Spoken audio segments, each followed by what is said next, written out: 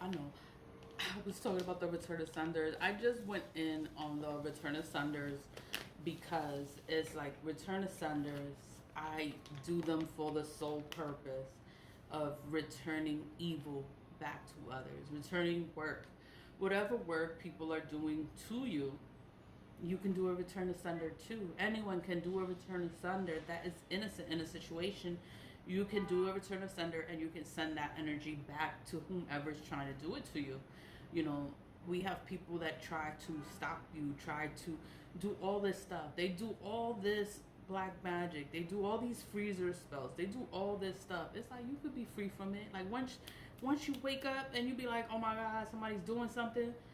Yeah, do a return to sender. Like, you don't have to know anyone's name. You don't have to know anything. It's a general return to sender, and anyone that is innocent can do a return to sender. Once you start doing evil onto others, you cannot do a return to sender because it's going to return all the evil that you just did. It's going to return it back to yourself. Don't do anything negative towards anyone. Don't try to control people. Don't try to make anyone do anything that you want them to do. It's like we all have power.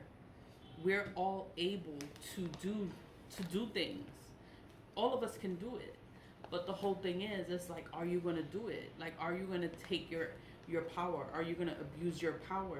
We are not supposed to be here taking advantage of others and abusing our powers, making people do what you want them to do because they're not listening to you. That's abuse of power. You're not supposed to do that. Anyone can do a return to sender whenever that person decides to be rid of the evil, because whatever you just did, it's evil. And when they decide to do a return to sender, it's going to return the energy back to you and you're going to be upset. I do return to senders every day. They're going to be upset. When that energy comes back to them, they are going to be upset. They're going to go through a difficult time. They are going to hate it. They are going to hate it. But the moment you decide, or anyone decides to do black magic, it is a curse. It is a curse, and you curse yourself. When you think that you're doing something to control another person, you curse yourself. That's what happens.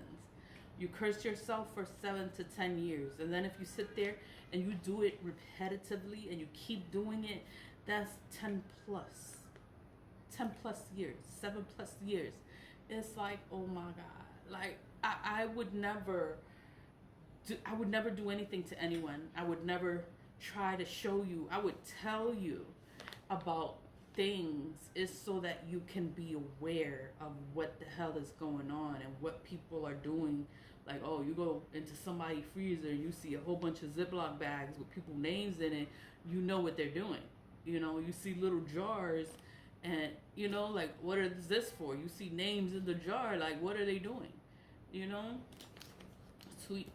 It's crazy.